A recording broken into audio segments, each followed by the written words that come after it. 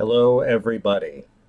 It is Monday, September 28th, and this is the introduction to part 8, part 9. Where are we at? We're getting really far into the making of DvsM 1997 videos. This is the one about drawing. Now, this is normally the time where I think if other people were doing these videos, you would see a time lapse of me drawing a page or a screen recording or something like that. And in this series, you're not going to. Why? Well, two reasons. First of all, I don't have the greatest, I'm looking at it right now, I don't have the greatest computer in the world. It's fine.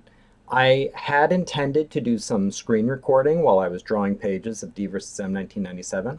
And anytime I set up the various software programs to do that, it chugged like hell, and it made it very annoying to be working in Photoshop or Illustrator or wherever I was when it would be like hiccuping and things and dragging, and sometimes you'd go to save it or you'd go to switch a tool and it would take worryingly long to switch, and I was always like, oh my god, is it going to crash? Is it going to crash? Then I thought, well, this isn't working.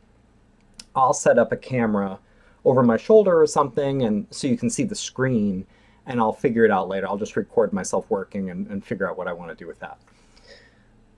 I did that for about 2 hours early on, and immediately abandoned it. And I did that because I was so aware that I was being watched. I was so aware of this camera going. I couldn't not think about it. It felt like someone was over my shoulder. And I was so aware of it, I started to get worried about the fact that I'm thinking about this camera and not drawing, which is the most important thing, was the drawing. And once I had that idea in my head, What if my effort's being diminished because my mind isn't 100% on this? it was just too much chatter in my head when I felt like I needed to be focused. Would I have gotten over that eventually? Probably. But can you hear it in my voice? Like, I just didn't love that feeling. Even though I know some of you might have wanted to see that, and I'm sorry if you were excited about that. If you are dying to see me draw for some reason, I'm going to add a link in the description. I did a video with Dan Ekus about 2 years ago where he was doing a thing called Fan Art with Friends, where we both drew Spider-Man. And I'm sure there'll be future things like that. Like if someday, and especially like if you're very interested in watching me draw, watching my process, let me know in the comments of this video, and like I will move that up in my priority list. It just didn't feel very important to me, and it was probably easy for it to be not important because I don't love it. I don't love being watched while I'm drawing. Some people do. Some people love like sort of doing demos, and I've never gotten used to that. I don't hate it. I don't want to give anyone the wrong impression. It's just never totally comfortable or natural for me. It's a little bit like these. It's a little bit like doing these videos. Like I can do it, but I'm actually kind of introverted. Like it's a little bit like maybe doing public speaking. Like I can do it, but I would never say that it's like breezy and easy and no big deal. And that's kind of what drawing while people are watching is like for me. On the other hand, I do have something. Early in the process of drawing the comic, I had an interesting realization when I was moving into drawing the characters of DvsM 1997. I thought it might be an interesting talking point for especially fellow artists, but maybe even people who are sort of interested in gender stuff. So I did record a little bit of that at the time. Like I said, this video is probably about a year old, something like that. You'll see that after this. But before that, I wanted to give you a little update on DvsM 1997. Here is the original DvsM 1975, the so-called A cover.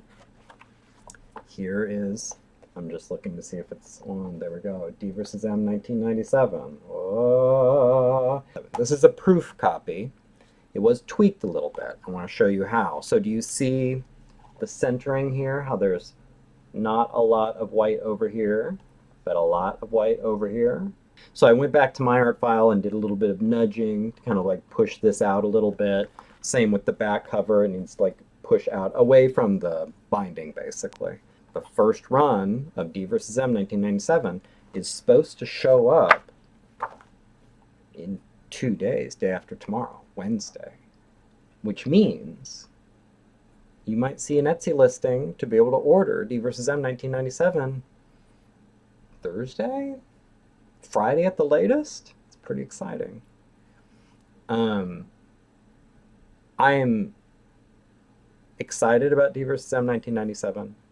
I'm excited to be sharing DvsM 1997 and a little terrified, but mostly excited. And I'm also, to be honest with you guys, because I never lie to you, kind of relieved to be done with DvsM 1997. I don't know if you've got the impression and the feel from this series of videos if you've been watching them. You know, this is a huge thing. This is a big thing to take on. This is a weird limbo time for me where I'm just waiting for comics to show up and don't have a lot to do. And after 2 years of redlining, just where almost every waking hour was spent, if not on day job, on night job, like just, you know, work, or comic.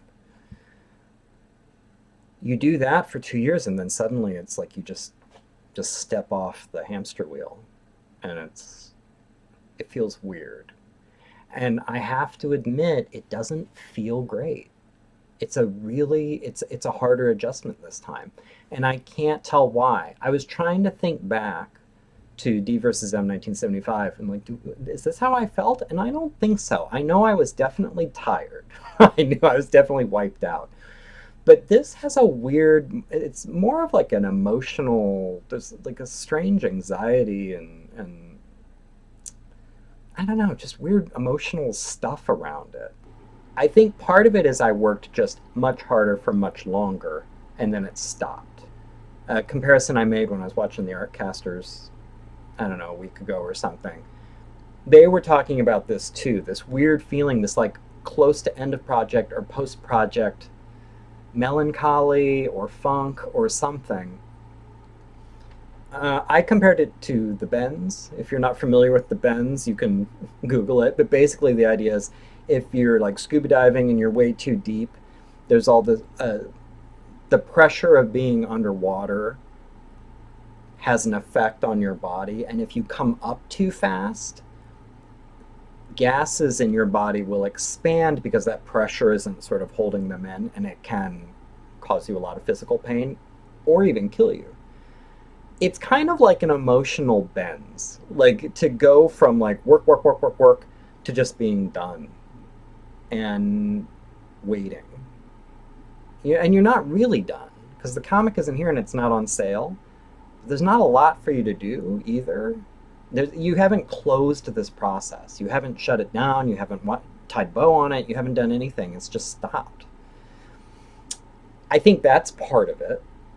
I think the other part is, and I don't remember if I talked about this in a previous video, I am far more aware this time that this comic is going to get read.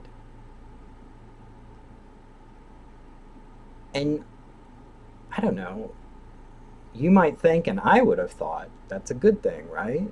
It doesn't feel like a good thing. It feels like a sort of terrifying burden. Like it adds a lot of weird pressure to it. Again, talking about 75, a lot of people don't believe me when I say this. When I finished 75, I did toy with the idea of not even releasing it. because it wasn't about that. It was about just doing it. I wanted to prove to myself that I could follow through on an ambitious creative project. That was my sole motivation with doing 75.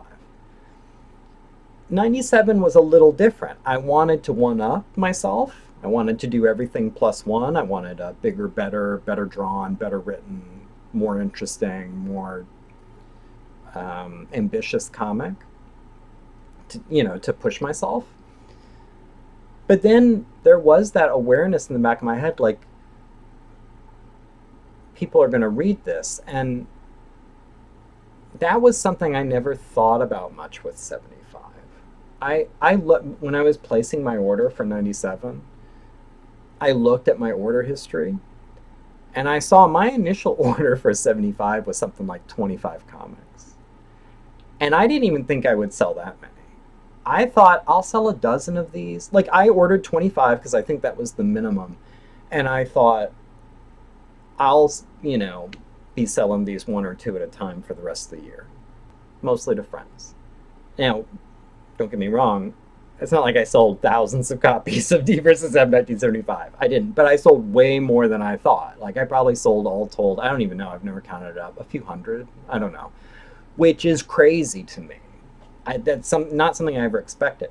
So now you're doing 97 and you're thinking, like, what if 100 people read this?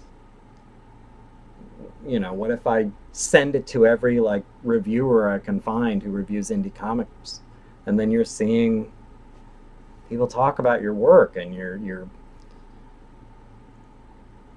making yourself, you're exposing yourself to, simply put, the internet, which is, at least in my experience, not a particularly kind, friendly, curious place, you know. But I wanted to do this thing, and I do want it to get read, and I do hope some people will dig it. So this is what you do. But I don't know. Over the past few years, I've always talked a lot about how it needs to be about the work and not about, all the rest. It needs to be about you as a creator, you expressing your creative vision, you following through on your goals. And that those are the most important things, and everything else is less important. And I think what this is showing me is that was not me just talking a good game. Like, it really is just about that for me. And so when I think about, like, the audience, I just get very uncomfortable. Even when it's positive. And I have to say, the vast majority of my interactions with people who have read DvsM have been extremely flattering and positive and valuable, and I appreciate deeply. But even the positive interactions sometimes, like, just leave me feeling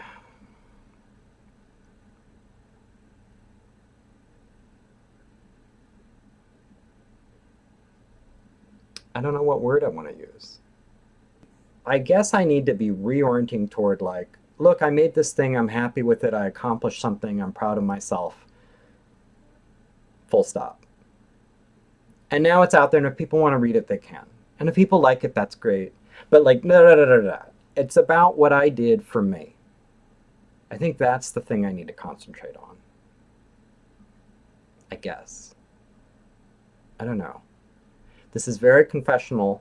This is very vloggy. This is very, like, therapy appointment. But I'm including it because that's what I wanted this series of videos, the making of 97 videos, to be. Not therapy-ish, not vloggy, but I wanted it to be real, and I wanted it to show the warts and all aspects of the process. I didn't want it to be what the 75 videos were, which was like, I set my mind out to do something, and I did it, and here it is. You should do it too. Hurrah! And not that that was dishonest. I mean, I was totally genuine and earnest with all the videos I did for 75. But what I came away from it thinking after I reviewed them all was, I don't think I'm giving people a clear picture of like the emotional roller coaster that this crazy process is. And I think right now, I'm definitely not at the going down and wee phase. I think I'm in the weird, like creeping up where it's clicking and you're climbing and you're sitting and thinking to yourself, like, why did I agree to do this? All right, enough from me. Here's a little clip on the weirdness of drawing female characters. And I hope you're all good. I hope you're all well. I hope you're staying safe. And I hope you're surviving in these crazy times. What a miserable year, right? Good Lord. Oh my God. It's horrible. It's horrible. If nothing else, maybe you want to pick up a copy of DvsM 1997 just for a diversion, man. I mean, this is... All right. Next time. Hey guys, I was just working on drawing DvsM 1997, which is all I've been doing for the past few weeks, and I encountered a strange situation, and I wanted to get it on video. So when I did DvsM 1975, part of my design philosophy was I don't want to draw characters the Marvel way. I don't want these characters to look like comic book characters. I want them to look like real everyday people. I want them to look like people that you could potentially see on the street. People that look like people you know, people who look like real human beings. Not super fit, not super handsome, not super anything. Just normal. Just look like people.